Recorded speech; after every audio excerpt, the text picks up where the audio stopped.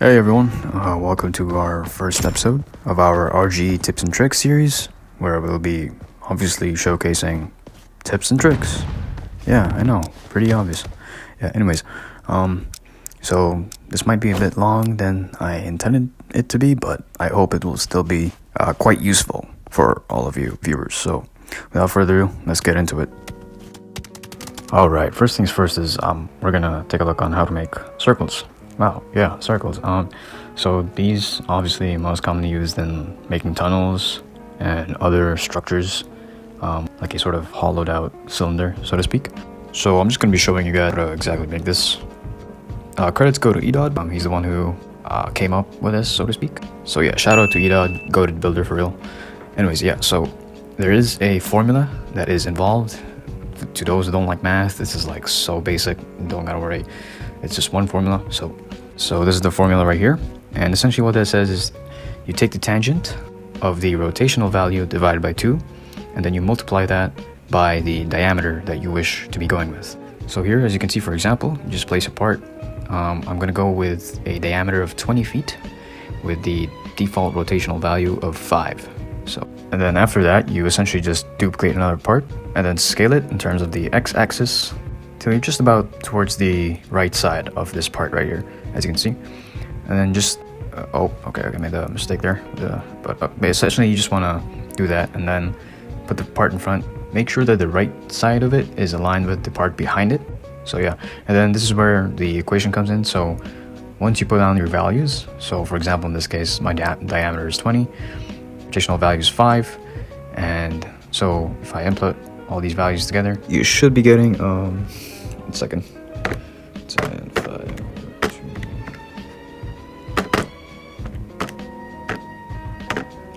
0.8732. So you just plug that in into your Brockby's value. Now where to plug that in, you just have to put it in the x value, so that's like the very left, as you can see here. Now you can obviously you can manipulate the z-axis, so that's just the length wise. So you can pretty much adjust the length of the hollowed out cylinder here. Okay, once you're done with that, essentially you want to group both of these parts here. I just highlighted the front part green, so that's illustrated a bit easily, but essentially what you want to do now is just hit Control D to duplicate parts and then rotate. So essentially what we're doing is duplicate and then rotate, duplicate, rotate, you get the point. You can see it right on the screen what I'm doing. It is a bit iffy, obviously, with the higher rotational value, so it's not going to be like really smooth, like snappiness. But essentially, I hope you get the gist of what I'm going at here. And then once you've formed the whole circle, congratulations, you've made your first hollowed out cylinder. Yay! Now I can use this for like tunnels and I don't know, arches, bridges maybe, yeah. But yeah, hopefully you guys got it. Again, shout out to Edod for this one. And also, again, you can manipulate the length of this thing. Oh yeah, and then don't forget to remove the white parts, since you don't really need them. But yeah, that's essentially how you make them. Oh, and you can use this technique with more bigger and less parts, which I'm showing here right now. So as you can see, in this case, instead of using the rotational value of 5, I went for 15. And then you simply put the rotational value into the calculation. Oh yeah, and I'm also using the same diameter of 20 feet, and so you just put that into your calculator, and then you should get the x value for that, for the part, the green part, which is actually going to be the walls of the tunnel or the cylinder. And then once you've done that, just group both of those parts and then just duplicate, rotate, duplicate, and rotate. But yeah, again, duplicating is Control plus D, just in case you forgot. Now for this one is a bit iffy since, again, the rotational value is quite high, so you're going to want to move your mouse a bit more, like, yeah, you just want to move your mouse a bit more so that it actually rotates. But yeah, essentially the same thing.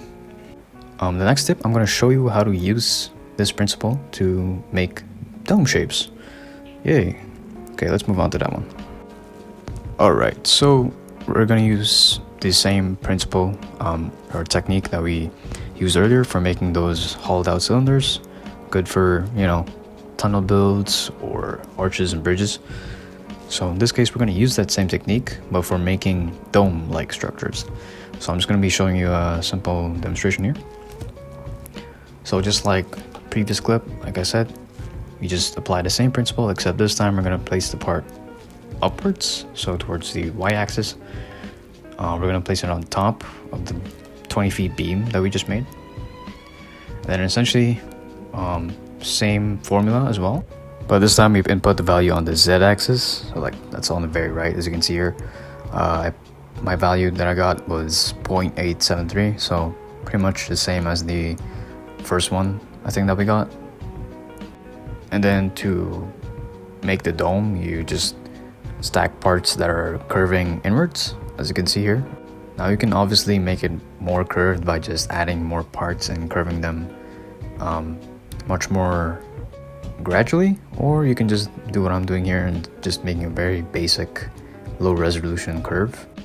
And then once you're done with that, essentially just do the same thing like we did earlier with the circle.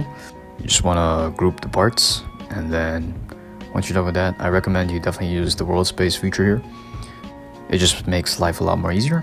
And then obviously you just do the same thing, you just duplicate and rotate until you come to full circle. Now you'll notice like the parts aren't exactly super duper perfectly aligned, and honestly that's kind of negligible. It's kind of hard to fix, but honestly I wouldn't really bother.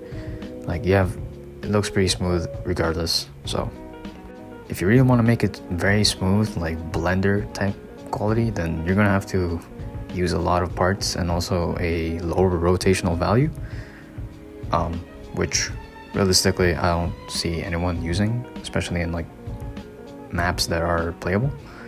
But yeah, anyways, enough of the app. I'll just let the video play for itself.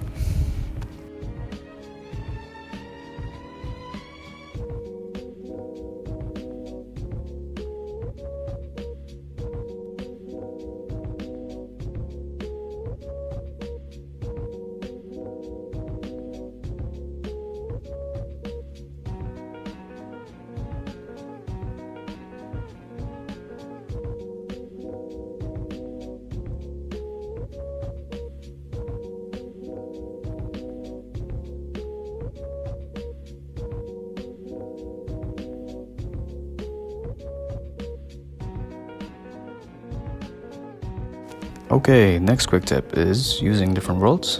And so what this does essentially is it helps you load stuff a bit more easier, and also like when you're building things, it just makes it a ton easier to select and or deselect certain things and group objects. You'll see what I mean here. So I have a black tomato as an example here.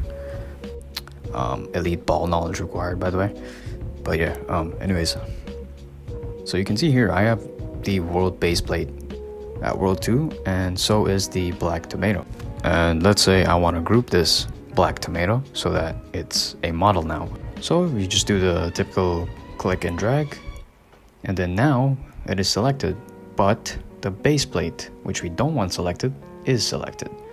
So the only way to get around that is to sort of go in a weird angle and then like just try to not select the base plate.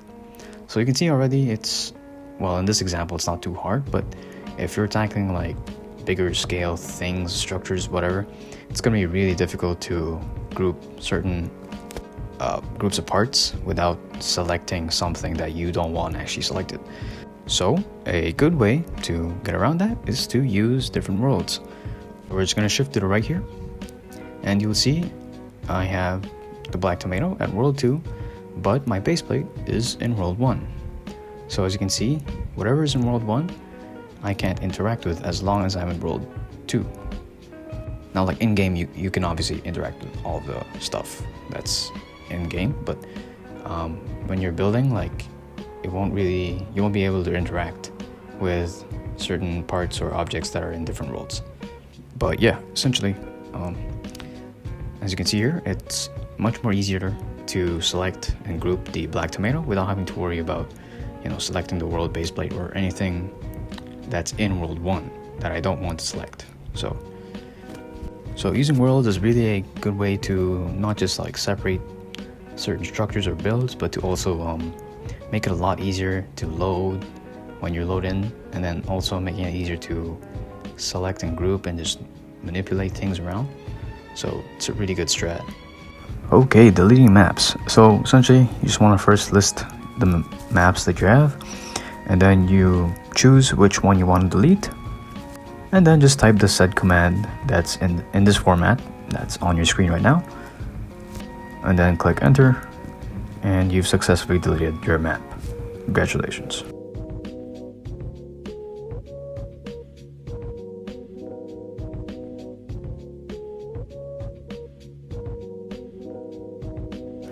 Okay, for our end segment, I just want to show a quick example of using the circle or hollowed cylinder technique that we just used. Again, shout out to EDOD for that one. But yeah, here's a build by Red. Pretty amazing, like sort of build demo right here. If it hasn't clicked to you yet what this is, then I feel very sorry for you. But yeah, it's given a lot of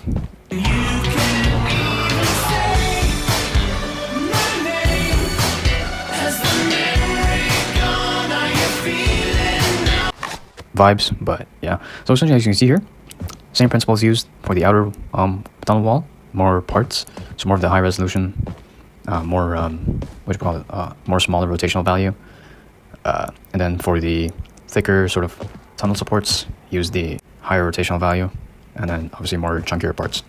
So yeah, pretty good build, pretty good example on how you can incorporate this. But yeah, also we are not going to climb that ladder. That is just way too.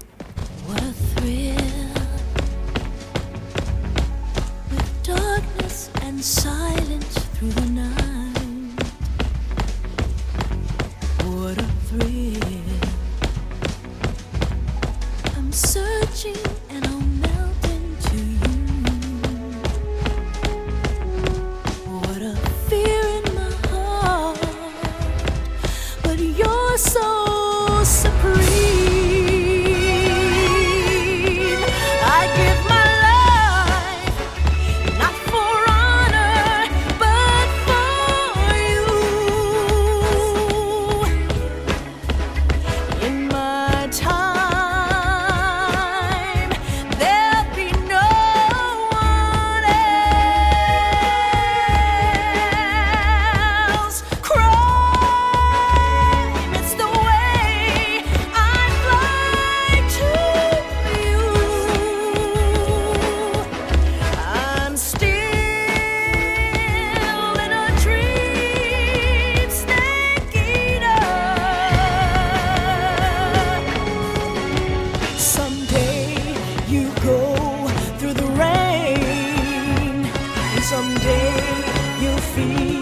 on a tree frog.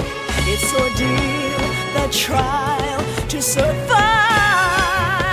For the day we see new light, I give my life, not for honor, but for you. In my time,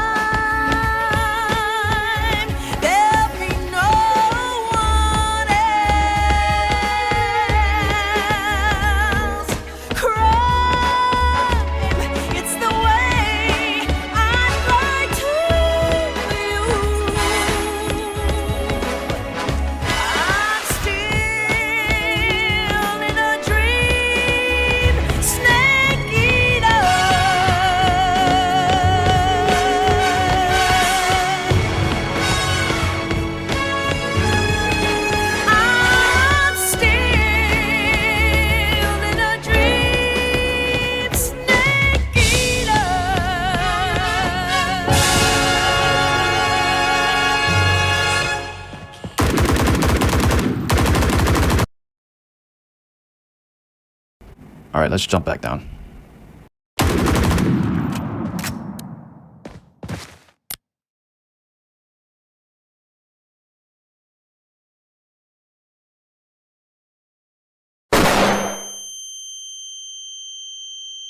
You are my sunshine, my only sunshine.